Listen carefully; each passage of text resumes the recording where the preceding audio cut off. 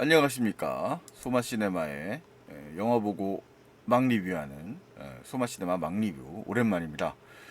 그동안 영화를 좀 볼 시간이 부족해가지고 영화를 많이 뭐 소개할 만한 일들을 영상을 많이 올리지 못했네요. 자, 오늘은 그 화제작이죠. 브로커라는 영화입니다. 뭐 사실 뭐 다른 리뷰 채널들에서 다 얘기를 많이 했을 것 같아가지고 뒤늦은 감이 없지는 않을 것 같은데요. 뭐 제 개인적인 감상을 얘기하고 나누는 그런 리뷰니까요. 뭐 그렇게 감안해 주셔서 보시면 되겠습니다. 일단 뭐 결론부터 얘기하면 많은 분들이 사실 이 영화에 대해서 조금 좋지 않은 평가들을 했어요. 그러니까 이제 원래 고레아타 히로카즈라는 감독이 시네필들에게 일반 대중들에게는 그렇게 유명하지 않을 수 있지만 시네필들에게는 팬들에게는 굉장히 인기가 있는 감독이었고 그렇기 때문에 이 사람에 대한 평가가 매우 좋은 편이었거든요. 그런데 이 영화에 대해서는 조금 기대치를 밑돈다라는 평가가 사실 좀 많았습니다. 그런 면에서 보면 이제 어느 정도 이해가 가는 부분이 없는 건 아닙니다. 사실 구레타 히로카즈의 최고 걸작들이라고 하면은 뭐 걸어도 걸어서 걸어도라든가 뭐 그렇게 아버지가 된다라든가 주로 일본 그러니까 자신이 태어난 고장에서 태어난 만들어진 영화들이 아무래도 훌륭한 평가를 받았던 것이 사실이고 이전에 프랑스에서 만든 파비안에 관한 진실에 같은 경우도 영화 자체에 대한 탐구 그러니까 히로카즈가 원래 굉장히 잘 평가를 받았던 그런 부분들보다는 뭐 영화라는 예술과 가족이라고 하는 예술과 개인이라고 하는 문제 같은 걸 좀 다루면서 그래도 그 전작들이 주는 그런 감흥을 주지는 못했는데요.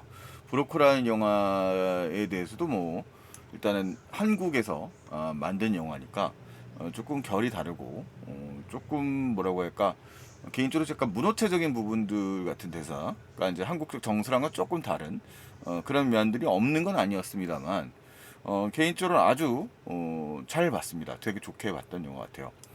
일단 그냥 뭐 기자나 평론가들의 평을 보면 뭐 이렇게 좀 전체적으로 얄팍하다. 그러니까 이 어느 가족을 떠올리게 하지만 그보다 더 낙관적이고 따뜻하게 그려졌다 이렇게 설명을 하고 있고요. 그렇게까지 낙관적이다라는 생각은 저는 별로 하지 않았는데 사실. 그다음에 흐릿해진 고래다의 마법 이렇게 그리고 그렇게 가족이 된다 뭐 이렇게 되는 거 아니냐. 그래서 뭐 한 6, 7, 8 뭐 좋은 분들도 한 별 4개 정도 이렇게 보시는 것 같아요. 그러니까 좀 동호반복이라는 측면도 있어 보이고 뭐 그 기대치라고 하는 것도 있는 건데 기본적으로 고려했다 히로카즈가 상업 영화를 만든 감독은 아니죠. 이 캐스팅 국내에서 기대하는 캐스팅 송강호라든가 배두나라든가 강동원이라든가 아이유, 이지은이라든가 이런 배우들 배두나 이런 배우들이 등장하는 스타 캐스팅 영화이지만 전 다양스럽게 생각을 합니다. 히로카즈가 자신의 본질을 벗어나서 뭔가 상업 영화적 시도들을 많이 하진 않았다. 안 한 건 아닙니다. 사실 뭐 장르적인 틀이라든가 구성 같은 측면에서는 안 한 건 아니지만 그 틀의 그 주제 의식에서 크게 벗어나지는 않았다는 생각을 많이 합니다. 아직 뭐 해외에 많이 공개는 안 됐습니다만 북미 쪽에서는 이제 로튼 토마토 지수 아직 27개 리뷰 85% 정도의 이제 호평을 서구권에서 아직 받고 있는 상황이고요. 그리고 이 영화가 가지고 있는 약점, 그러니까 이제 번안된 한국 일종의 한국에서 만들어졌지만 일본인 감독에 의해서 만들어졌던 영화임에도 불구하고 그리고 약간 좀 무리할 수 있는 설정임에도 불구하고 장점이 굉장히 많은 영화라고 저는 생각을 합니다. 일단 이 영화를 전체적으로 한번 좀 살펴보죠. 그러니까 이 영화에게 일단은 거부감을 많은 분들이 느끼는 거는 첫 번째 설정이라고 하는 부분이 있는 것 같아요. 이 실제로 뭐 히로카즈 감독이 그 베이비박스에서 모티브를 얻어서 시나리오를 썼다고 하죠. 그래서 등장하는 인물이 이제 바로 상현이라고 하는 송강호가 연기하는 인물입니다. 바로 여기 이 인물이죠. 송강호가 연기하는 인물이고 그 다음에 지금 강동원이 등장을 하는데 강동원이 이제 그 보육원 출신의 이 베이비박스 시설에서 일하는 동수라고 하는 인물을 연기하고 있어요. 두 인물이 이제 영화의 첫 등장이고 그 영화의 시작은 사실 전 이 영화가 기생충의 일종의 히로카즈식 대답, 그러니까 가족의 틀로 바라보는 계급 그러니까 현대 자본주의의 계급 문제. 그러니까 가족은 이 전작이었던 만부키 가족, 어느 가족의 경우에도 사실 그 이들이 왜 가족이 아닌가. 그러니까 되게 하층민들에 속하는 사람들이 아무런 혈연 관계를 맺지 않고 일종의 가족을 구성하는 형태의 얘기였거든요. 근데 이 영화 지금 이 마찬가지로 브로커 역시도 사실은 이 아무 혈연 관계도 없는 사람들이 일종의 가족의 여행을 하는 이야기라고 할 수 있습니다. 네, 그래서 근데 의미심장하게도 첫 번째 장면에서 이 처음에 이제 이 아이유 이지은 배우가 이제 비를 맞는 비가 쏟아지는 어떤 부산의 길거리의 계단을 올라서서 막 이제 마치 폭우가 쏟아지고 있는 그 길거리를 올라서면서 베이비박스에 이 아이를 올리고 가거든요. 그러니까 위에서 아래로 올라가는 그런 형태의 모습이에요. 그러니까 그 유명한 기생충에서 끝없이 이제 자신의 학고방 살고 있는 그 집을 향해서 나아가는 그런 가족의 모습의 반대편. 그러니까 이 이야기는 그런 이야기다. 그러니까 하층민들의 어떻게 보면 가족의 가능성, 그리고 이들을 가족이라고 하는 건 과연 어디서 출발해야 되는가, 뭐 이런 얘기들의 시작이라고 생각하는 장면이었어요. 첫 장면부터가 매우 인상적인 장면이었어요. 그래서 사실 이 영화 속의 등장인물들은 아무도 뿌리가 없는 사람들이거든요. 정처 없는. 이 상현이라고 하는 인물도 가족이 일단 헤어진 딸이 이제 뒤에 등장을 합니다만 이혼한 상태인 거고, 그 아이를 보는 것도 쉽지 않은 상태의 모습이고, 그 다음에 이제 뭐 이쪽에 빚을 지고 있는 상태인 거죠. 빚을 지고 있는 상태에 살고 있는 사람이고, 이 지금 강동원이 연기하는 이 인물은 영화에도 등장합니다만 보육원에서 성장한 사람이에요. 그러니까 아버지, 어머니가 없는 사람이고, 마치 이 아이유가 가지고 낳은 이진이 낳은 그 우성이라고 하는 애가 그랬던 것처럼 그 엄마가 쪽지를 품에 안고 보육원에 강동원을 이제 갖다 놓은 거죠. 그렇고서 자라서 보육원에 자란 그런 사람입니다. 네, 그런 사람이죠. 그리고 이 영화에 보면은 이제 등장인물들로 등장하는 사람 이렇게 네 명의 인물이 있어요. 지금 이 소년은 그 이름이 혜진이에요. 혜진. 바다로 나아간다 이런 뜻이에요. 그러니까 바다로 나아가는 뜻이고, 이 아이도 보육원에서 일종의 가족을 찾아 자기를 입양해 달라고 요구할 정도로 그런 어떻게 보면 좀 해맑은 사고뭉치지만 또 해맑은 소년이기도 하죠. 그러니까 영화에서 보면 일종의 천사 같은 역할을 하는 아이라고도 할 수 있을 것 같아요. 그래서 이들이 일종의 유사 가족의 형태를 취하고 있는 거예요. 그래서 이 영화를 비판하는 많은 사람들이 그러니까 현실성이 없다. 맞습니다. 이 영화는 현실성이 중요한 영화는 사실 아닙니다. 많은 분들이 착각하고 있는 게 영화가 현실적인 공간을 다루고 있다고 해서 꼭 리얼리즘 영화라는 법은 없거든요.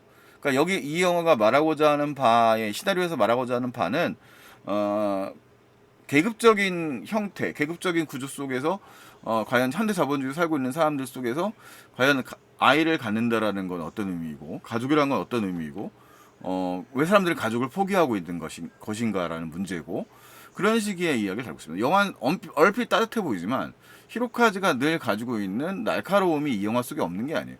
그 영화가 물론 그 설정 자체가 좀 장르적인 부분이고 너무 좀 피상적인 부분이 있죠. 조폭이 등장한다든가 이런 부분이 등장을 하는데, 그런 부분들이 좀 다소 아쉽긴 하지만 효과적으로 이제 말하고자 하는 바를 전달하기 위한 장치 같은 얘기라고 하죠. 정말 말하고 싶은 것은 그런 조폭 문제 같은 게 아닌 거죠.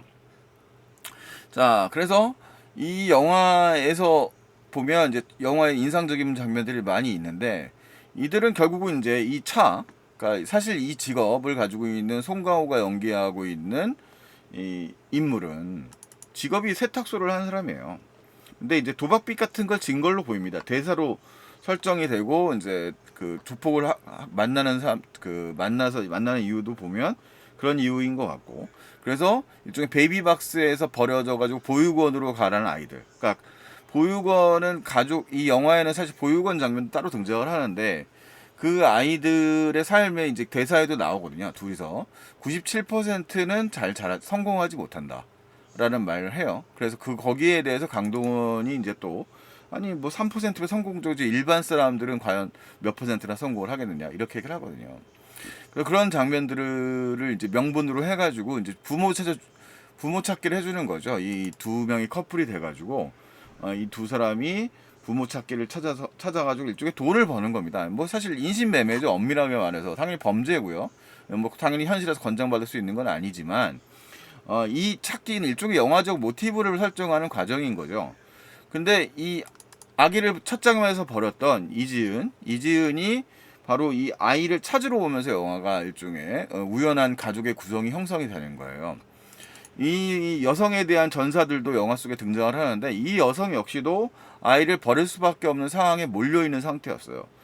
그리고 직업적으로도 당연히 이제 성매매 여성으로 설정이 되어 있습니다. 이지은이 일단은 뭐 상업 영화제 데뷔작, 독립 영화들은 꽤 많이 출연했고, 뭐 연기를 잘하는 건, 뭐 드라마에서 연기를 잘하는 건 너무나 유명했고요. 고레타 히로카즈 감독 자체가 나의 아저씨에 출연한 이지은의 얼굴을 보고 이 영화를 캐스팅했다고 하는데, 이 쓸쓸하고 되게 시니컬한 얼굴에 있어서는 거의 최강의 연기자, 이 동세대 배우 중에는 최강의 연기자가 아닌가라는 생각이 들어요. 그런 이 이지은의 얼굴이 서서히 우연치 않은 동행을 과정을 통해서 조금씩 변화해 가는 것도 이 영화의 꽤 중요한 포인트입니다. 자, 이러한 4명의 가족이죠. 5명의 가족이죠. 이지은과 송강호, 그다음에 강동원, 그다음에 이 아이, 그리고 이제 이 우성이라는 아이죠. 그러니까 혜진이라는 아이와 우성이라는 아이예요. 그러니까 얘들은 다 미래입니다, 미래. 이름 자체가 혜진, 바다로 나아가라 이런 얘기고요. 이 세상의 미래인 거죠. 우성이라는 아이도 결국은 이제 별을 향해 나아간다 이런 뜻을 가지고 있는 거죠. 그래서 이 아이들의 존재는 이들이 가족을 가져야 되는 구성의 필연적인 요소입니다. 그래서 사실 이 영화는 액면적으로는 아이를 팔러 다니는 이야기를 하고 있는 것 같지만 실제로는 왜 이 아이를 우리가 같이 살아야 되는가에 대한 질문이기도 한 거예요. 그 사실에 이제 관객과 이들 이해할 수 없는 범죄자의 형태의 가족들의 매개가 등장하는 인물이 이 배두나입니다. 배두나와 이주영 배우가 바로 이제 이들을 추적하는 인신매매범을 잡겠다고 추적하고 있는 형사들인 거죠. 가족 청소년부의 아이들이고 이들이 하려고 한다라는 거예요. 잡으려고 한다. 자, 근데 하지만 사실은 이제 그 행적들을 쫓는 겁니다. 그러니까 이 부분에서 만약에 장르적 드라마의 긴박감을 유지하는 것이 히로카즈의 관심이다? 당연히 아닙니다.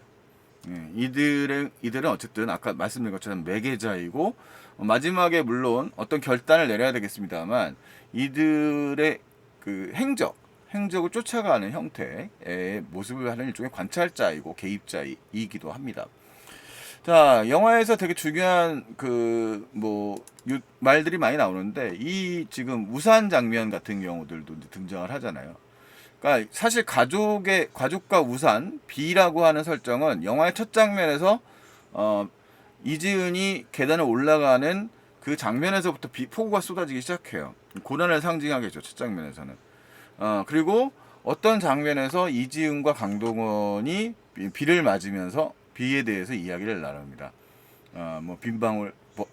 빗물에 대한 이야기를 보는데 그 속에서 둘의 오묘한 유대감이 형성이 됩니다. 이지은과 강동원의 그런 장면이죠. 그러니까 비라고 하는 거는 이들이 맞이하는 고난이기도 한데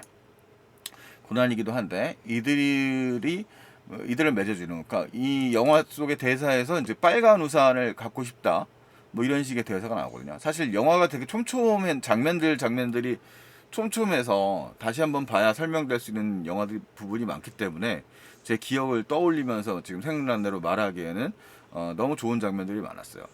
뭐 그렇습니다. 그리고 그 구성들의 그 여행의 과정이에요. 그러니까 이들은 맨 처음에 이제 첫 장면이 되게 인상적인 장면인데 여기서 영덕에 가거든요. 부산에 살고 있는 인물로 설정이 돼 있어요. 송강호는. 그래서 부산에 있다가 이 아이를 하겠다는 그 어떤 남녀가 등장을 합니다. 근데 그러면서 이 아이의 외모를 얘기하면서 뭐 깎아요.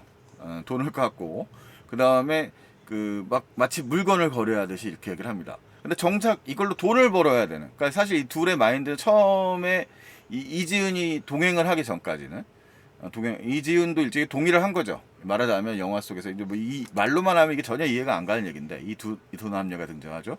나가는 얘기인데 이 아이 어떻게 보면 사실 영화의 플롯상 이 양의 미래를 위해서 자신은 이제 더 이상 양육이 어려운 상태예요. 그렇기 때문에 이 아이를 좀 안심할 수 있는 부모에게 넘기고 싶은 마음이 강한 걸로 설정이 되어 있습니다.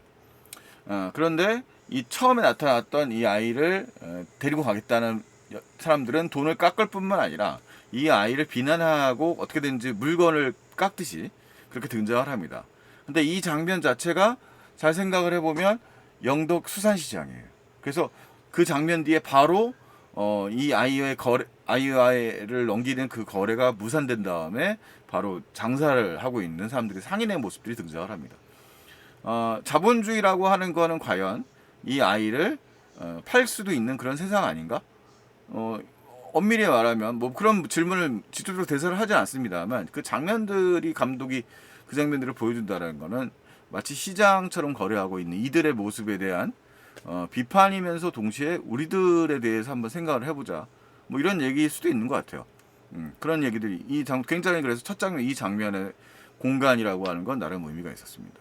이들이 그 다음에 이제 간 다음에 이 거래가 안 되고 당연히 이지은이 강력히 화를 내죠. 굉장히 강하게 화를 내면서 이들의 태도 전혀 신뢰할 수 없는 이 남녀의 태도에 대해서 거부감을 드러내고 이들은 공간을 바꿔서 보육원에 갑니다.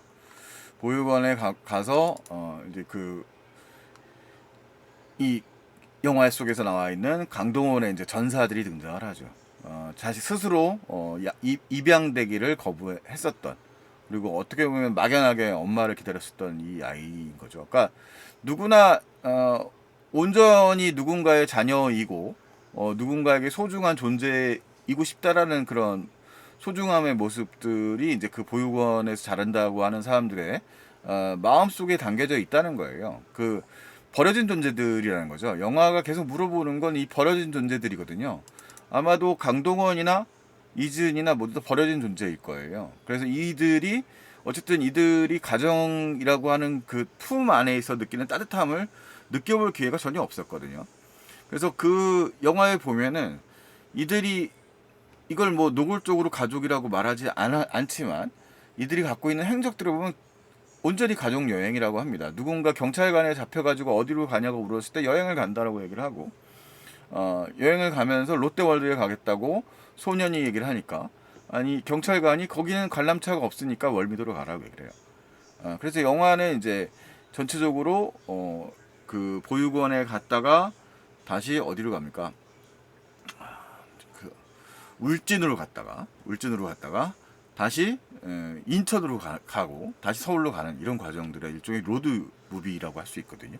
이 영화는 이 털렁털렁 다 망가진 승합차를 타고서 이 뒤가 무너졌어요. 이 차 자체도 뒤가 항상 열려 있는 상태인 거예요. 이 가족들 자체가 온전한 형태의 가족이라고 할 수 없기 때문에 이 차는 그 뒷문이 항상 열려져 있는 그런 엉망인 상태로 유지가 되고 있습니다. 그래서 그 둘이 그 과정을 거치면서 되고 있고 이 둘은 배두나와 이주영 이 형사들은 이들을 이제 보고 있는 거죠. 이 아이들을 어떻게 하고 있는 건가. 근데 되게 오묘해요. 이들의 관계가 이들의 모습이 꼭 마치 범죄자의 모습의 형태를 취하고 있지 않습니다. 그리고 나중에 태도들이 점점점 변화되어 있는 모습이 나타나요. 그래서 이 히로카즈의 이 영화에서는 결국은 장면 이 전체적인 스토리들보다도 이들이 가지고 있는 감정적 변화를 쫓아가는 것이 어떻게 보면 더 흥미로운 작업이라고 할 수 있습니다.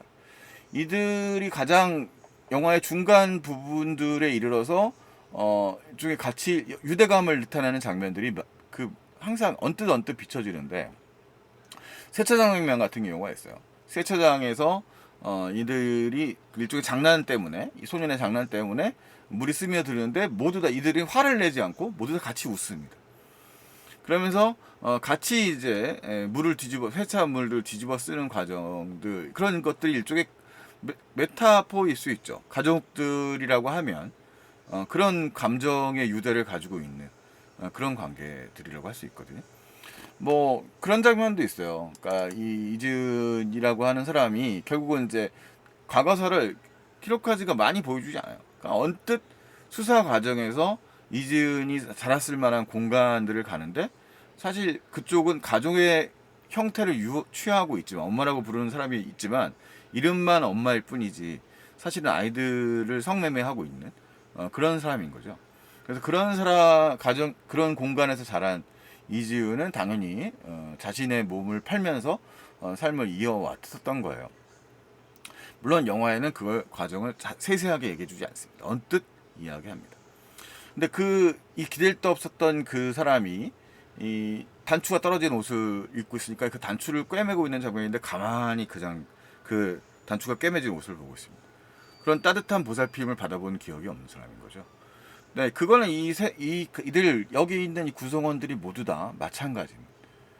그래서 이들이 그 순간순간에 느꼈을 때 감정이고 이 영화에서 제일 중요한 장면은 사실은 그래서 마지막에 모든 결말이 나기 전에 그 누구나 할 수 있는 말이지만 들어보지 못했던 말. 이 아이를 떠나보기 전날 이지은이 그 아이를 바라보고 있자 너는 얘한테 말을 하지 않더라. 이제 이 송강호가 하니까 그러면 그걸 한번 해봐라 이렇게 얘기합니다. 중요한 대사예요. 그걸 해봐라. 그럼 태어나줘서 고맙다 이 말을 합니다. 근데 그러면서 이 모두 한 명씩 한 명씩에게 다 태어나서 고맙다라는 얘기를 해요. 그리고 그 누군가에게 다시 또 그 말을 듣죠. 그 순간 우리는 그 정말 산다는 것에 대해서 한번 좀 생각해 볼 만한 그런 생각이 든다고 하겠습니다. 이 영화의 그런 좀 영화적 소재, 영화적인 변형들을 가지고 많은 분들이 좀 거부감을 느껴요. 본질적으로 사실은 엄밀히 현실 속에서 이런 상황이 벌어진다면 범죄자인 게 맞는 거죠. 그런데 과연 우리가 가족이라고 하면 이 영화에서 베두나가 처음에 하는 대사였거든요. 그럼 버릴 거면 낳지 말아야지 이라고 합니다. 버릴 거면 낳지 말아야지. 그리고 다시 뒤에 이제 대응하는 말로 그러면 태어나기 전에 그러면 아이를 갖다가 지우는 것이 더 좋은 일입니까? 졸인가요? 이런 식의 대화가 또 나와져요. 이지은의 입에서. 근데 그런 질문 자체가 사실 본질적인 질문이에요. 뭐 어느 게 정답인 게 중요한 건 아닙니다. 정답이란 게 과연 그 아이를 과연 낳지 말아야 되는가? 그러면 아이를 낳는 사람은 지금 이 가족들, 이 유사 가족들이 헤매고 있는 것처럼 정말 완벽한 가정, 모든 걸 해줄 수 있는 그런 가정에서만 아이를 키워야 되는가라는 거예요. 사실 이들이 처음 만났던 지금 이 영덕에서 만났던 이들은 번듯하게 옷을 입고 나타났지만 이들은 아이를 마치 그 아이의 외모를 품평하고 물건을 거래하듯이 하는 거죠. 분명히 그 모습 자체는 이들이 어떻게 아이를 가지려고 하는지 사실 이해가 안 갈 정도의 모습이고 실제로 현실 속에서 아이를 자신의 소유물처럼 여기는 부모가 없다고 말할 수 있습니까? 그래서 어떻게 보면 이들 가족들, 이 유사 가족들이 보이는 그 시간들과 유대감이라고 하는 것이 정말 가족들이 느껴야 되는 유대감이라고 하는 거죠. 뭐 영화에서는 이제 플롯이 조금 더 숨어 있습니다. 여러 가지 이야기들도 있고 약간 조금 구태의연한 부분도 있겠습니다만 브로커란 영화가 담고 있는 진심이라고 하는 것은 고레타 히로카즈가 얘기하고자 했었던 부분들 정말 이 현실 속에서 이 세상 속에서 과연 가족을 어떻게 키워야 되는가 뭐 그 전에 있었던 많은 영화들 속에서 가족의 모습 속에서 느껴졌던 그 날카로움들 과연 그 가족이라고 하는 것은 과연 따뜻하기만 한 의미인가라는 질문들인데 반대로 만부키 가족 어떤 가족이라든가 그다음에 이 브로코란 영화에서는 그 형태들에 대한 본질적인 질문을 던지는 거죠. 그래서 이 영화에는 사실 마지막 결론들을 슬쩍 흐려 지워버려요. 네, 지워버립니다. 마지막에 뭐 이지은이 사라져버려야 될 이유도 있고 그다음에 송강호가 어떤 결심도 했었어야 될 겁니다. 영화에서 그 장면들을 보여주지 않아요. 하지만 그 결심이라고 하는 것이 왜 이루어지는가에 대해서 이 영화는 계속 2시간에 가까운 시간 동안 설명하고 있는 겁니다. 우리가 이 브로커라는 영화 자체에 대한 뭐 사실 제 남들이 다른 분들이 이 영화에 대해서 불만을 느끼는 지점은 알겠어요. 히로카즈의 영화들이 그렇게 선명한 줄거리를 가지고 만든 영화들은 아닙니다. 하지만 그 속에서 느껴지는 그 친밀함과 그다음에 그 뒤에 있는 날카로움, 그리고 이것은 사실 계급적인 부분들까지 담고 있다고 저는 생각을 해요. 개인적으로 브로코라는 영화는 기생충에서 봉준호가 했던 일을 고레타 히로카즈가 가족이라는 창을 통해서 다시 한번 살펴본 거라는 생각이 듭니다. 그가 일본인이었든 한국인이었든 이 세상을 살고 있는 상황에서 느낄 수 있는 이 가족의 존재의 의미, 과연 가족은 사실 그렇잖아요. 많은 사람들이 그렇게 실제로 얘기합니다.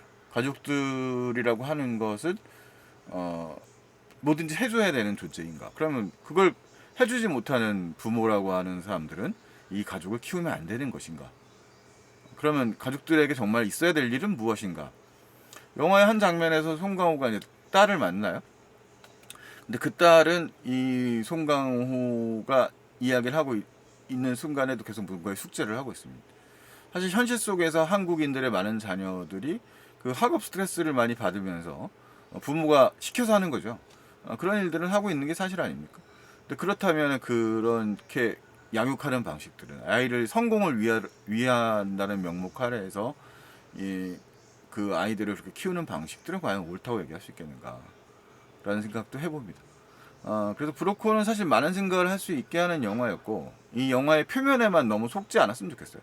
영화 속에서 담고 있는 그런 뭐 아기를 유괴하는, 어떻게 보면, 그리고 아기를 뭐 매매하는 뭐 이런 얘기들이 충격적으로 보이는 거지만, 사실 이 영화가 말하고자 하는 것은 그런 범죄 수사물이 전혀 아니고 이들이 삶을 들여다보는 것이거든요.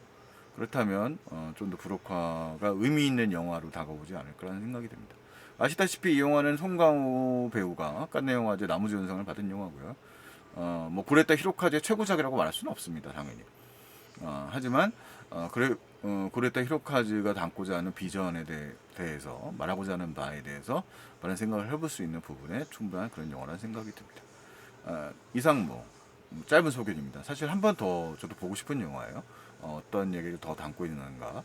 개인적으로 그런 장면 되게 인상 깊었어요. 강동원이 이제 보육원에서 만난 그 축구를 같이 하던 동생을 만나서 그 푸른색 비드 하늘에서 이제 자기 얘기를 하는 장면 같은 것들이 뭐 굉장히 인상적이었었습니다. 그 소주병에다가 이제 무슨 캔 같은 거를 발로 차면서 이제 스코어 놀이를 하고 있는 그런 장면이거든요.